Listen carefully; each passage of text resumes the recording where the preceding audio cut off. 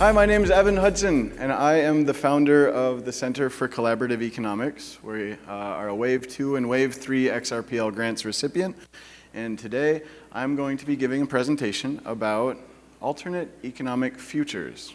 What I mean by that is the fact that right now we are in the process of building, not just my organization, but many organizations and many people around the world, including some people that are sitting in this room right now and who will be watching this presentation online, building a new economic system that works for everyone instead of just the few. I'll start with a quote. Under capitalism, man exploits man. Under communism, it's just the opposite. And I would like to suggest that these two systems that are mentioned in this quote are the operating systems that our society has been working under for the last century and a half or so, the ways of channeling effort and energy in political, social, and economic direction. And these are no longer serving us. I believe there's a widespread acknowledgement that we are approaching a time of transition. We're ready for a new paradigm. And so, in this speech, I'll be talking a little bit more about the outlines of that paradigm as they're emerging and how my product, the Center for Collaborative Economics, fits into that. So a key concept here is called regenerative finance, and I'll talk a little bit about that, why it's important at this moment, and some approaches that people are taking around the world towards this question of building an economic system that gives back instead of extracting. And then maybe talk about our app for charitable donations on the XRP ledger that we built called Give XRP, and then maybe some time for questions and answers.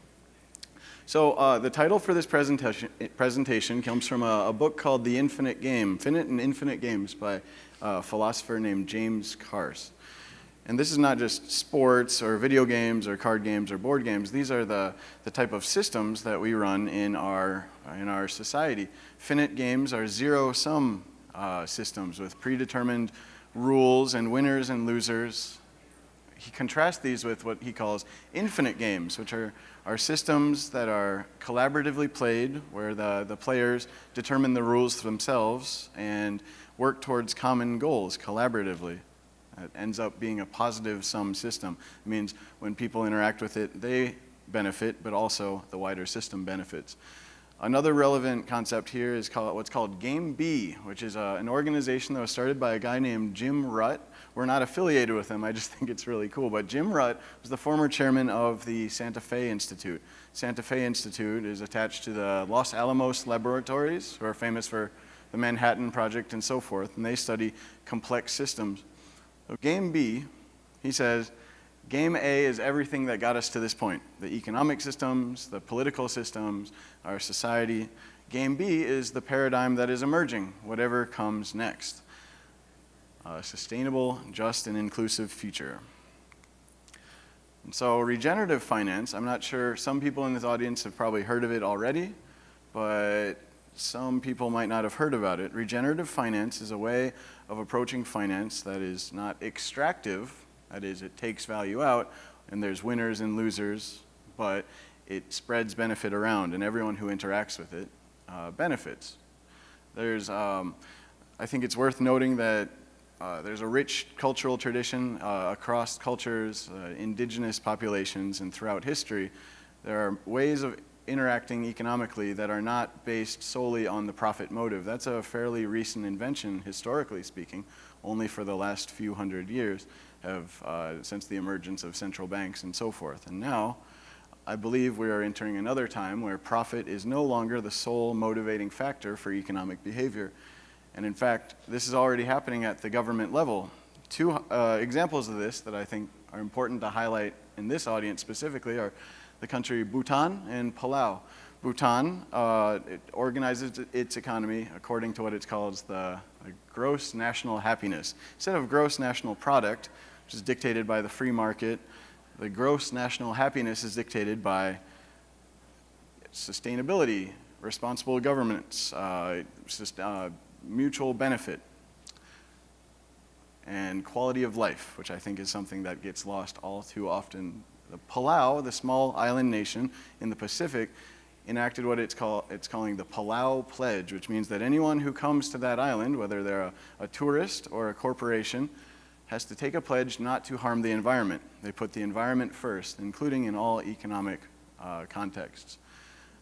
Other examples of regenerative finance, there are many nonprofits that are focused on community finance products such as microloans or zero interest loans, credit unions, cooperatives, especially focusing on providing financial services to underserved populations. But around the country and around the world, there's a system that's emerging that's not solely based on the profit motive. And this is also in the crypto space. There's a lot of products, like the one that we just saw right before, Carbon Land Trust. I think carbon credits are a real growth area right now, signaled by the fact that Ripple just made a $100 million investment into the carbon credit space. But also, there's the Switzerland-based Common Stack, crypto charitable donation platforms like Giveth.io, and lots of carbon credit, renewable, regenerative agriculture, and energy platforms like Toucan Protocol. So profit is no longer the sole motivator for economic behavior.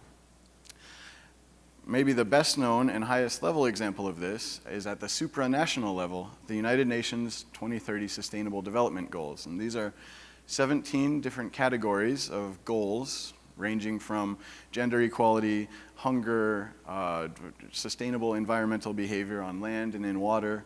In each of these 17 categories, they're trying to achieve a sustainable way of doing business by 2030. And this was started at the government level, but is now starting to filter into the business community.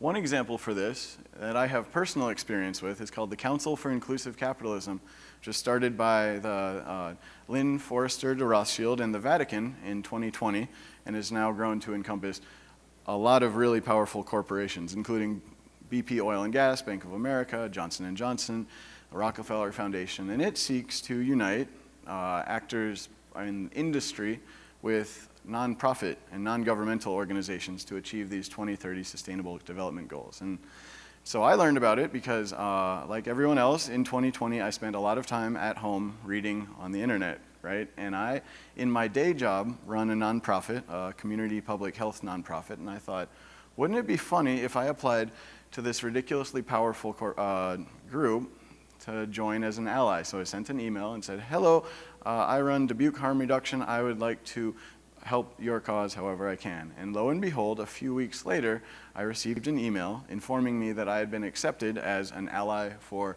Council for Inclusive Capitalism. And that's how I came to learn that these 2030 United Nations Sustainable Development Goals are starting to move the dial at very, very high levels. One recent example of this domestically is the green energy bill that just got passed and the support for green electric vehicle infrastructure that is being rolled out.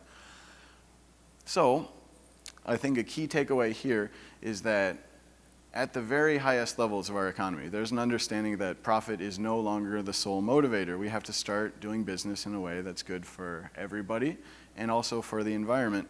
And there's also an extraordinary amount of money flowing into this, estimated in the hundreds of trillions of dollars in the next 8 years that will be devoted to these 17 Sustainable Development Goals. However, I think there are some criticisms that can legitimately be leveled at institutions like the Council for Inclusive Capitalism. People call them top-down, as in undemocratic or opaque, and still ultimately, these are run by entities which are motivated by the desire for profit or stakeholder gains. And so that is without a new approach to economics, I think that ultimately the efficacy will be less than it possibly could be. And in the crypto space, there's an increased emphasis on decentralization, and instead of being led from the top down, having it be community driven and locally based instead of supranationally based. And so I think there's room for both approaches, and both approaches have their own strengths, right? Governments and central banks and huge corporations can muster huge amounts of economic resources as well as connections, and so there's space for both centralized and decentralized. But I started the Center for Collaborative Economics as a way of investigating a decentralized approach to achieving these sustainable development goals and building a better economy. Like I said, my day job, I run a nonprofit organization, and so I had the idea that tax-deductible donations would be a great decentralized driver towards this more sustainable economic behavior. I'm not sure if anyone in the room knows much about grants, but grant funding can be difficult to achieve. It's scarce, it's competitive, there's a lot of organizations going for the same grants, and it can be slow and full of red tape. For example, they dictate what your time frame is, what you can spend the grant money on, and so forth. And so, moving towards a direct funding is much more desirable for the nonprofits. There's a lot of people who have to pay taxes, and so there's an abundant base of potential people who can donate to your organization. So it's convenient, it's fast and cheap, and it comes from the community as opposed to being top-down, so you can choose what the nonprofit can spend the project money on. So I think it's important to highlight that XRPL developers play a potentially outsized role in this transition towards a sustainable regenerative economy. We know that a big part of the current transition involves moving towards a digital economy and central bank digital currencies and the rise of institutionalized adoption of decentralized finance and so forth. And Ripple is at the very highest levels of this, right? What we know for sure is that they are already working with multiple central banks. We don't know all of the ones, they haven't announced that publicly yet, but the first two CBDC partners that they announced publicly are the two countries I highlighted already, Bhutan and Palau. I think that's significant because it shows that Ripple is interested in these alternate ways of doing business. We also know that they have these products called Line of Credit and Liquidity Hub. Line of Credit, which seeks to extend capital to people that can use it, corporate business partners, and Liquidity Hub, which is a way to custody crypto. And so if institutional partners or businesses don't want to hold crypto but want to use it, then Ripple has created these products for it, as well as the founders have created PolySign, which is a company for secure custody of crypto. I think if you take this picture together as a whole, it seems to indicate that Ripple is creating a suite of products that enable public participation in this digital economy. And my idea, the idea behind this project, is that I believe collaboratively, if people work together to participate in these products, that potentially it could be a great way to fund sustainable development goals and a transition to a more humane, compassionate economy. And it's worth saying that we're really lucky, right? Most of the crypto community has no idea about any of this. I think it's kind of, at this point, it's a niche. And so the people like us and the ones who will be watching this online are really lucky. We have an opportunity to build things that people will use later. So I just wanted to recognize that we have a golden opportunity here. Our first project is called, it's a Sum X app called Give XRP. It's for tax-deductible charitable donations made using XRP. It's non-custodial, which means we never actually hold the funds. Our app just provides the link to the wallets that belong to our nonprofit partners who are aligned with the 2030 Sustainable Development Goals. And they're registered 501c3 organizations. And every time you make a donation, you'll receive a donation receipt, which means that you can claim it on your taxes, and also an NFT, an XLS NFT, XLS20D NFT token that has the donation details in the metadata. And so now, my lead developer, Julian, will give a short demonstration of our app.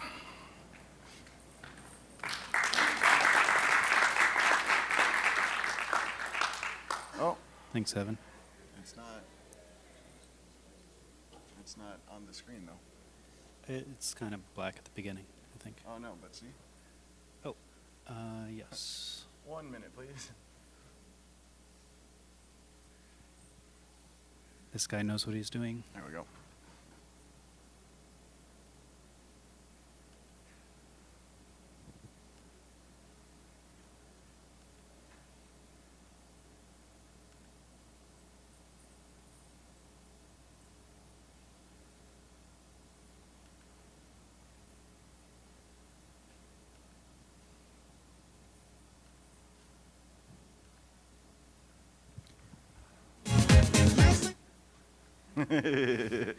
Dance party. Thank you. All right, so this is our project Give XRP. And here in a second, you'll see this is the logical flow for how it works. It's an X app, so it runs within Sum. You open the X app, and it allows you to look at various organizations divided into the Sustainable Development Goals. So let's say we pick Peace and Justice to make a donation, and we can choose to support Ukrainian refugees, and they've set up different reward tiers for donations. So if we were to pick the gold one, for instance, we'll get a gold Ukrainian flag NFT. And then we can go ahead and sign the transaction, and that will go through. At that point, you can also enter your email if you want to have an emailed receipt for your inbox that you can use for your tax purposes. Once it's signed, Betterment, developed by World Labs, who's another company who's here at the Apex with us, they've created this mint bot that is looking for donations to these organizations. It mints an NFT, uploads the files and information to IPFS, and then back on the X app, once the signing is complete, it's looking for that NFT, and then it finds that NFT, gives us a signing request to accept it, and that then adds it to our account. Once it's in our account, then we can use the NFT Explorer to look at a gallery of NFTs that we've accrued. You can also look at them in receipt view, and you can use this for your taxes and examine all the detail and metadata associated with it. Back to you. There we go. I got it.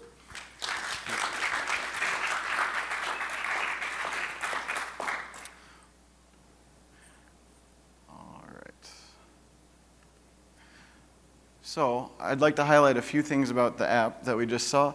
The first is that charitable crypto donations are growing exponentially. In 2020, it was tens of millions of dollars, and now it's into the hundreds of millions of dollars. As more people adopt crypto, they realize that they have to pay taxes on their crypto. And in order to do that, they have to cash out through centralized exchanges and incur considerable fees as well as capital gains taxes.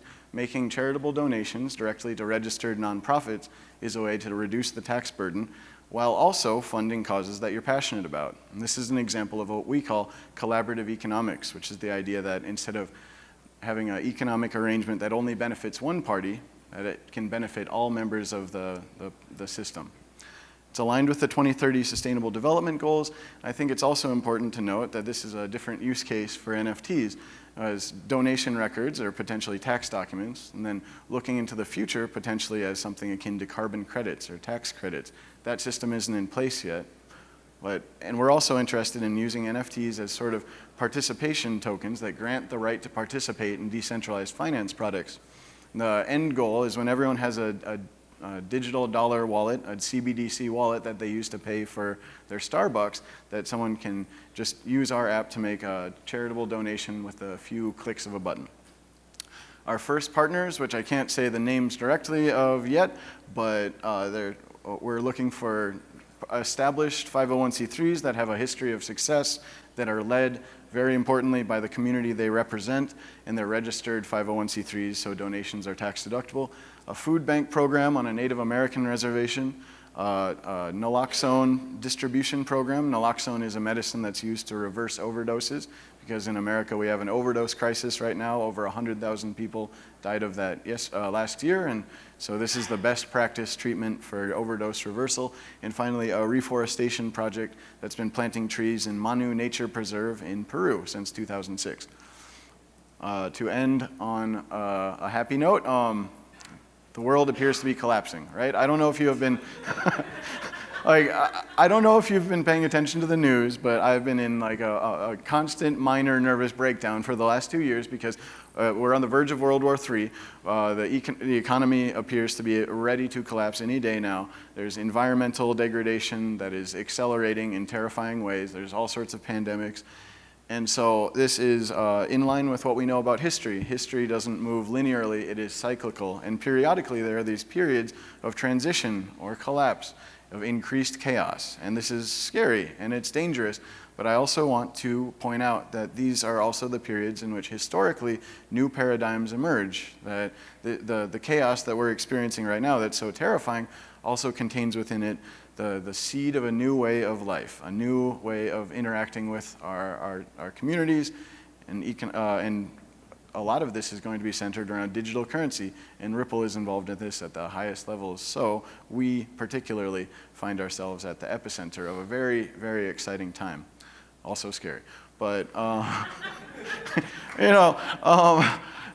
just some predictions or a vision that I'd like to share. I believe that we're going to start seeing more and more tension between centralized and decentralized structures, governments and banks, and with globalization, the supply chains are in the process of breaking down. I think we're going to see a resurgence of interest and emphasis on local structures, whether that's co-ops or artisanal manufacturing, craft manufacturing collectives, farmers markets, and so forth. And I think we, in the digital currency space, have the chance to support that with innovative economic products. I think we're already starting to see nonprofits, NGOs, and other non-profit motivated entities start to take on an increasingly prominent role in the economy. And I think that will continue, especially as these 2030 Sustainable Development Goals continue to increase. And finally, I think we're headed towards the beginning of a new game, a new way of ordering our economy. And I think this will begin to coalesce around entities that already exist, nonprofits, and collaborative efforts across the economy. So this is a really exciting time, and I think even though it doesn't have a name yet, and the outlines are just beginning to emerge, we're starting to see the emergence of a new paradigm, and that's really exciting. So I'll end with another quote. A guy named Buckminster Fuller: "You never change things by fighting the existing reality. To change something, build a new model that makes the existing model obsolete." And I just want to recognize I'm so grateful to be here and have met so many great people who are working to write the rules of the new game, who are building the new model that will make the old model obsolete. So I'm really grateful. Thank you so much.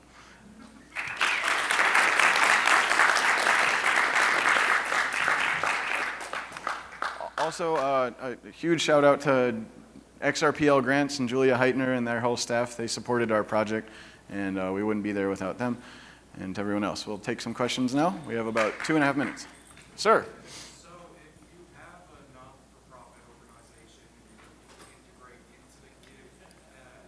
into the XRP, how do you go about doing that? That's a really good question. The question was, if you already have a nonprofit, registered 501c3, how do you get involved? Reach out to us. We'd love to make more partnerships and investigate ways that we can collaborate. And Twitter is a good way to do that, or via our website. Any questions? Back there. Well, I think one of them is that they actually have to be real. We have to protect, if people are going to be donating money, we have to make sure that our customers' funds are protected and they're not donating to scams. We don't want to facilitate malicious economic behavior. So on our end, there's some due diligence involved, not just meeting the people that run it, but also looking into their track record, talking to other people in the space that might know, have you heard of these guys? Stuff like that. Not to the point necessarily of looking at their books and accounting, but at least making sure that they are who they say they are.